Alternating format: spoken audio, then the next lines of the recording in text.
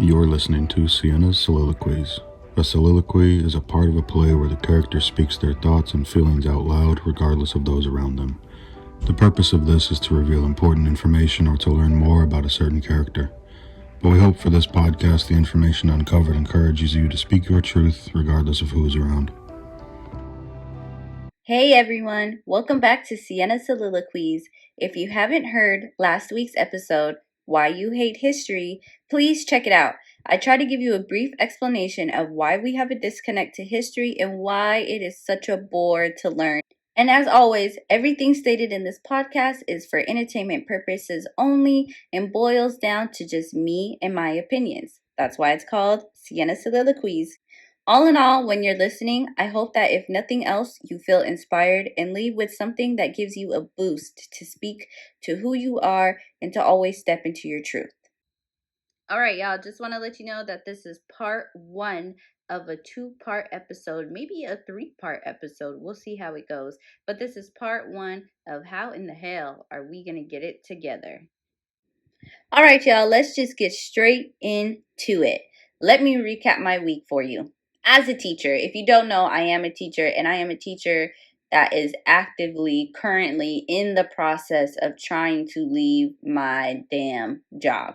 So this week starts out as it usually does, dragging to work in the morning, doing a couple of my affirmations throughout my drive, a few moments of what the fuck, what am I going to do today? What am I going to teach these kids? And then a sense of relief when I finally piece together a lesson plan. And I get there early enough to breathe for a few moments. Don't forget that in the midst of all of that, I'm also debating how the hell am I going to exit from education. Okay? And so I get to school early enough, to before the chaos kicks in, so I can just take a couple of minutes and prepare for my day.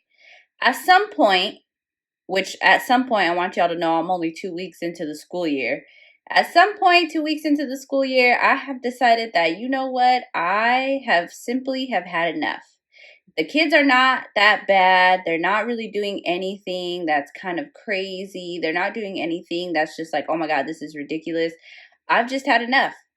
And honestly, this is where it gets sticky for anybody who signs a contract, but because my experience is in education, this is where it gets sticky in education. When you're a teacher, you sign a contract, you agree to work for the district for a year. The contract is that the district is free to do whatever they want to do with you.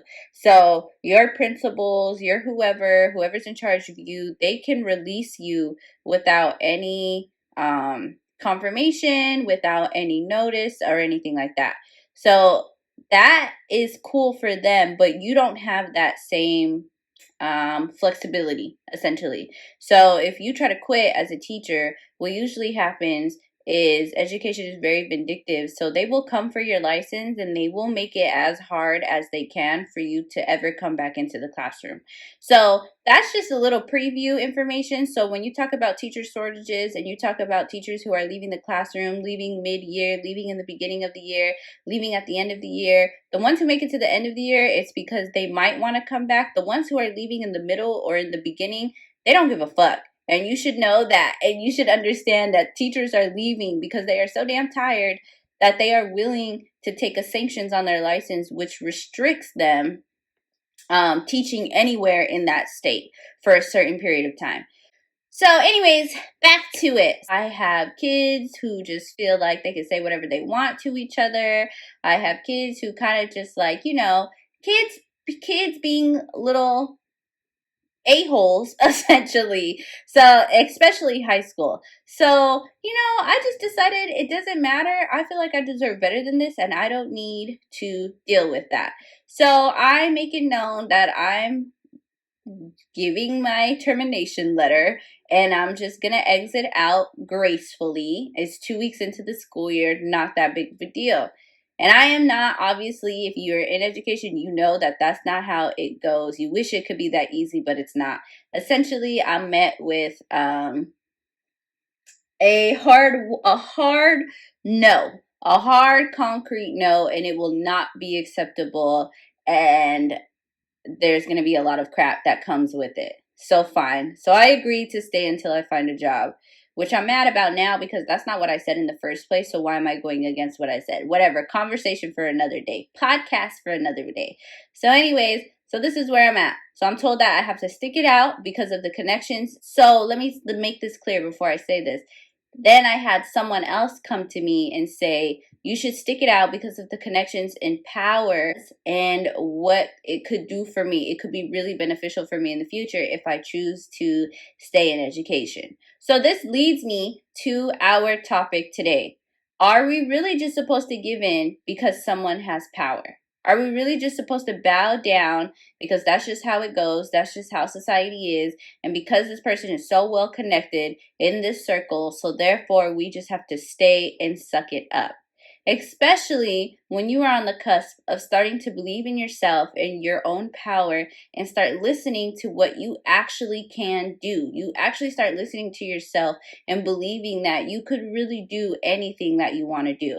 And now I'm just supposed to hold off, or I'm supposed to do it half-assed, or I'm supposed to not give my full undivided attention to it because so-and-so is well connected.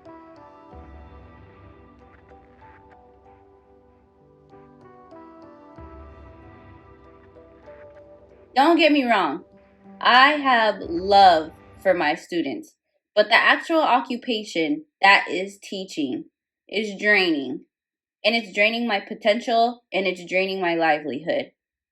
And I understand if you're saying, well, girl, what the fuck? Why did you even go back in the first place? Why did you even waste this man's time? Why did you waste your time? Period. And I agree with you. I totally understand what you're saying. That's why I'm trying to dip out 2 weeks. It's not good, but it's better than 6 months from now. And I can honestly tell you, money is tight. Period. And money's tight for everybody. And honestly, the easiest job that a teacher can get moving to a different state with a pending certified license, with the pending certification, is teaching. So it's very easy to shift vertically. I want to make that very clear. I didn't shift horizontally. I'm not shifting up and I'm not going down. I'm just moving linearly. Linearly? Yes. I'm moving in a linear line. I'm just going from one place to the next place, right? So that's just the easiest job. Money's tight and I needed the benefits. Hindsight is definitely 2020 because, baby, even when the check came, I was like, this is so not even worth my time. This is so not even worth me pushing forward. This is so not even worth me giving it another year. I'm like, let's just stop wasting everybody's time here. And I don't want to sound ungrateful. You know, I never want to sound ungrateful for the positions that I'm in because there's a lot of people who would be really lucky to be in this position. But I also feel like we as a society do such a good job guilt tripping people into staying into positions that are not fully serving them, or staying in a place in your life that is not fully serving you because you should just be grateful.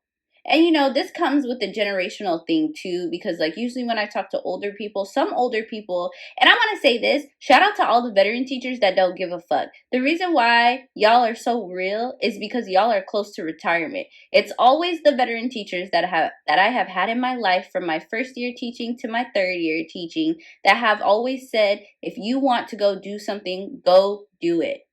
If I was you and I was your age and I was only 2 years in and I was only 3 years in, or I was only 1 year in, I would have went and I would have did something else and I would have came back to this because these people don't want you to do it. So shout out to all of the older people who really recognize the real and who tell you it doesn't matter. You can come back to this. Now, they may not agree with me leaving mid-year. They might not agree with me leaving in the beginning of the year because of the risk of my license, but essentially they always say the same thing. They always say, just go for it. You're young, and if all else fails, you can come back. It's not that big of a deal. So there are those people that exist in education, but a majority of people in education do not think that way, do not feel that way, do not view it that way. They very much don't know what else they would do, and they very much feel stuck in their position. So I am grateful for the position that I have, but just because I'm in a better position than somebody else doesn't mean that I shouldn't still strive for better, or strive to be better, or strive to do what I want to do, or strive to take a chance on myself, to take a risk on myself, and do something that's really out of my comfort zone. I don't think we should be guilt tripping people for wanting to just live their fucking lives and not wanting to feel some type of way. And if you're listening to this, just like I want to tell the people and who are above me, if this makes you feel some type of way, baby, you're triggered.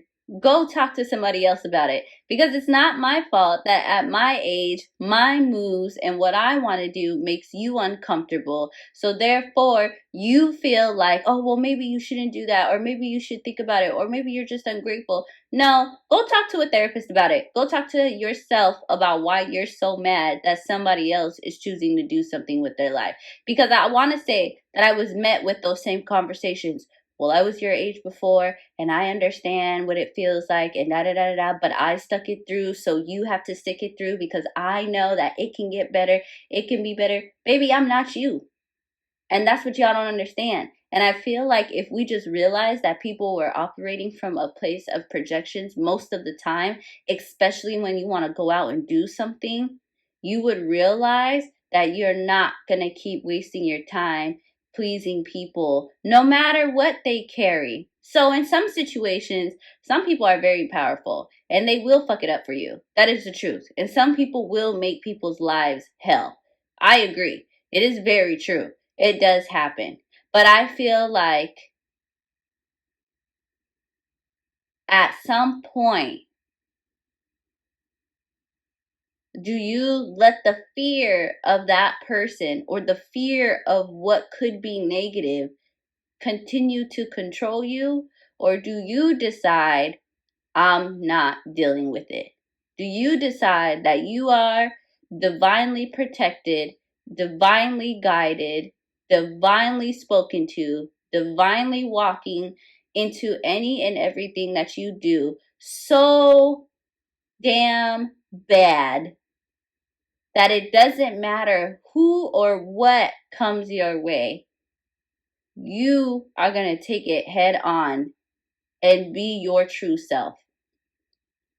See, I'm talking about my career. I'm talking about a career change. But I also feel like I'm talking to a lot of people who are in the same positions.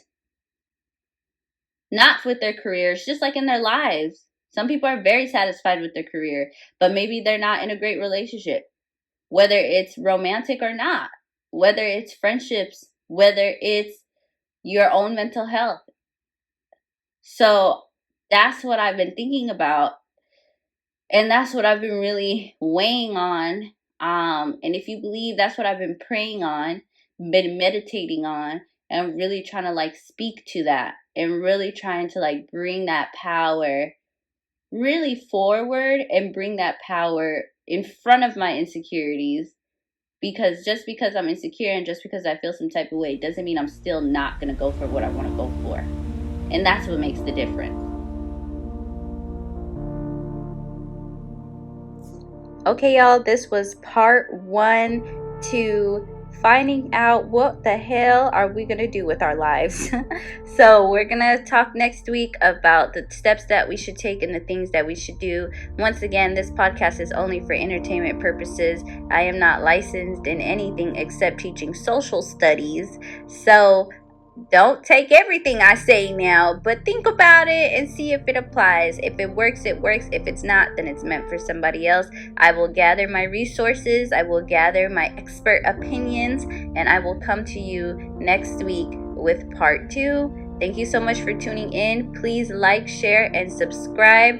Follow me on A Box of Issues on Instagram and TikTok. Message me after you get to the end of this episode and let me know, what did you think? What do you want to hear?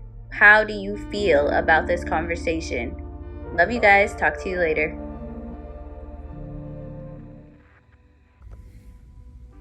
You're listening to Sienas Soliloquies. A soliloquy is a part of a play where the character speaks their thoughts and feelings out loud, regardless of those around them. The purpose of this is to reveal important information or to learn more about a certain character. But we hope for this podcast the information uncovered encourages you to speak your truth regardless of who is around.